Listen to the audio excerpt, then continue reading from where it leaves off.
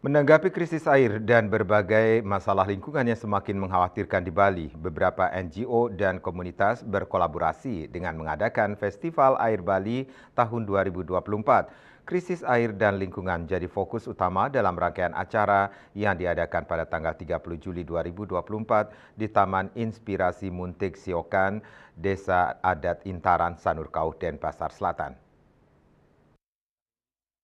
Hasil penelitian dengan Politeknik Bali, kita sudah mencoba dari hasil Direktur Eksekutif Yayasan IDEP Muhammad Awal menegaskan acara ini dirancang sebagai festival untuk memfasilitasi kolaborasi multiperspektif dalam mencari solusi krisis air dan masalah lingkungan di Bali. Salah satu harapan utama adalah terbentuknya rancangan awal peta jalan air Bali. Pertumbuhan pesat pariwisata dan urbanisasi di Bali ditambah dengan krisis iklim telah menekan sumber daya air.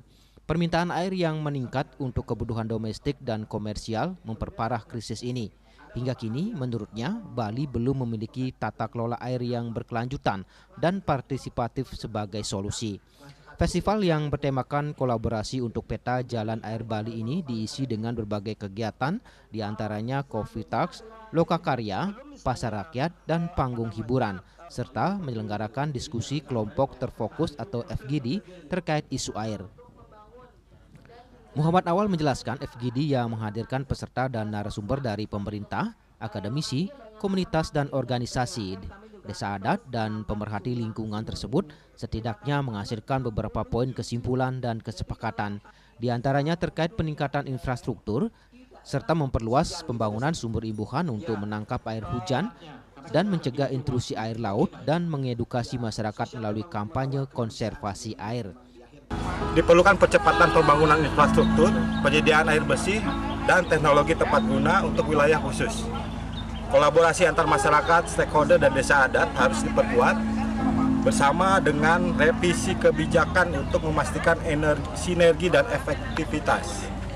Edukasi lingkungan melalui digitalisasi dan kegiatan anak-anak penting untuk jangka panjang, serta pemberian insentif untuk konservasi sumber daya air. Penyediaan akses air bersih harus dipermudah untuk difabel dan masyarakat di wilayah terpencil.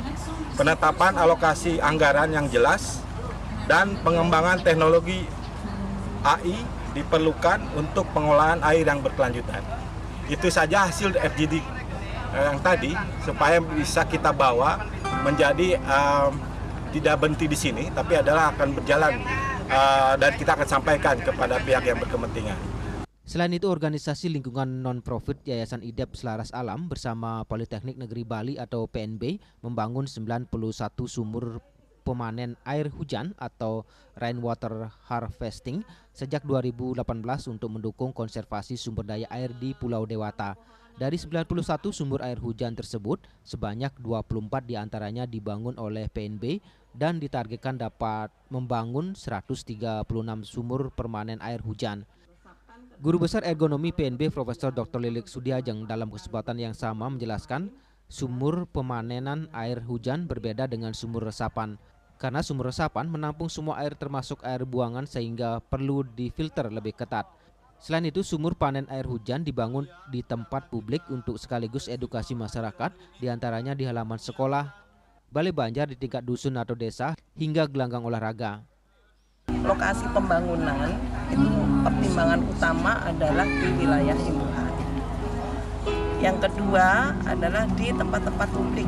Kenapa? Karena sekaligus sebagai edukasi, sebagai sarana edukasi untuk masyarakat. Oleh karena itu biasanya kami memilih halaman sekolah, kemudian balai banjar, kemudian gor.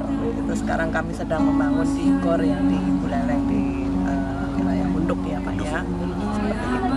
Nah, tidak hanya sumur pemanen air hujan, sebenarnya kami juga ada edukasi yang lainnya seperti penanaman pohon kembali.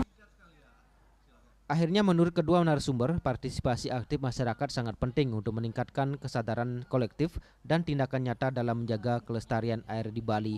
Ari Wiratmaja melaporkan.